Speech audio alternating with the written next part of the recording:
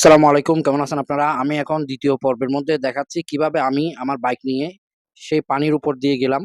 দেখেন এখানে পরিস্থিতি কিরকম। এখানে মাঝে মধ্যে বাইক আটকে যাচ্ছে এবং বুঝাই যাচ্ছে না কোথায় গর্ত এবং কোথায় জায়গা সমান আছে। খুব রিস্ক নিয়ে যাইতে হচ্ছে। আমি আস্তে মোটামুটি কোন রকমে চলে আসলাম। এখানে আপনারা জানেন একটা বাইক অলরেডি পড়ে গেছিল সুজুকি জিক্সার।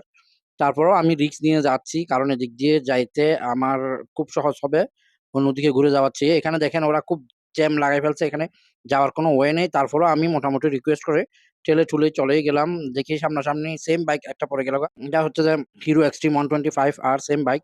আচ্ছা যাক মোটামুটি ওখান থেকেও কেটে আসলাম। এখন এদিক দিয়ে যাওয়ার একদম রোড নেই, খুব চিপা-চাপা রোড। আমি কোন রকমে কষ্ট-বিষ্ট করে বের হয়ে আসলাম। যার যেভাবে ইচ্ছা সেভাবে গাড়ি রাখছে ওরা। মোটামুটি কারো কোনো ডিসিপ্লিন বলতে কিছুই নেই এখানে। এখন বাইক হিসাবে মোটামুটি কোনো একটা জায়গা দিয়ে ছোট্ট একটা জায়গা দিয়ে বের হয়ে যাওয়া ছাড়া আর কোনো ওয়ে নেই। আর রোডের পরিস্থিতি তো আপনারা দেখতেছেন নিজ চক্ষেই। এখানে বলার কিছু নেই। এই রোডটা হচ্ছে যে আসলে সামনে যে এভার কেয়ার আছে, এভার কেয়ারে যাওয়ার জন্য একমাত্র রোড যারা এদিক থেকে অক্সিজেন থেকে যাবে। যাক কোনরকম আমি কেটে আসলাম। আবার সামনে পানি পড়ল। আবার সেম অবস্থা। তারপরেও খুব কেয়ারফুল হয়ে গেলাম। আমি একটু যাচ্ছি ২ নম্বর গেটের দিকে। সেজন্য আমাকে এদিক দিয়ে যাইতে হবে। আর এদিক দিয়ে কিছু শর্টকাট রুট আছে এগুলো আমি নিবো। হয়তো ওদিক দিয়ে পানি কম থাকতে পারে বা নাও থাকতে পারে। তো দেখা যাক কোন রকমে এটা থেকেও সেরে উঠলাম। এখানে ভাগ্যিস রোডের মধ্যে কোনো গর্ত-টর্ত পড়ে নাই। গর্ত পড়লে বাইক নিয়ে পড়ে যাইতে হইতো। তো কোন রকমে বাইকটা নিয়ে আসলাম একটু পরিষ্কার জায়গায়। এখন দেখা যাক সামনের পরিস্থিতি কিরকম। আশা করি সামনে আর পানি পাবো না। তো না এখানেও সেম অবস্থা। এখানে যে পানি জমে আছে কিছু জায়গায় এবং এখানে গর্ত আছে।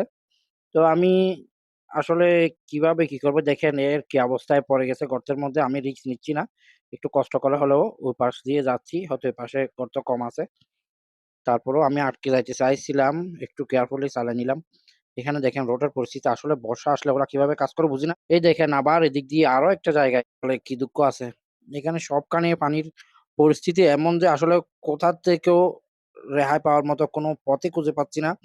ওই যে মুরুব্বিটাকে ফলো করতেছি, এরপর অটোরিকশা একটা যাচ্ছে, সাইকেলও যাচ্ছে দেখি। কিচ্ছু করার নেই। আমিও ওদের সাথে যাচ্ছি। ১০ জনের যে গতি আমারও সেই গতি। তো আমি যাচ্ছি ওদেরকে ফলো করে শেষ পর্যন্ত অটোটা দাঁড়ায় গেল গা, ও ভয়ে আর যাচ্ছে না। আমি ওই মুরুব্বিকে মোটামুটি ফলো করে যাচ্ছি। তো আসলে এগুলা সবগুলা হচ্ছে যে নালার পানি, ময়লা পানি। আসলে জানি না বাইকের অবস্থা কি হবে। আমি তো মোটামুটি নিজেকে একটু সেভ করছি। পা গুলোকে উপরের দিকে সরিয়ে। এখানে পানি আসলে একদিক থেকে কেটে আসলে আরেক দিক থেকে পানি চলে আসে। আশা করতেছি এটাই শেষ পানি হবে। আর পানি পাওয়ার সম্ভাবনা নেই।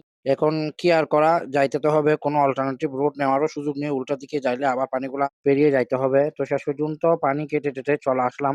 এখানে তেমন পানি দেখা যাচ্ছে না। আশা করি সামনে পানি হওয়ার সম্ভাবনা 80-90% কম হতে পারে। তো সবাই ভালো থাকবেন, সুস্থ থাকবেন।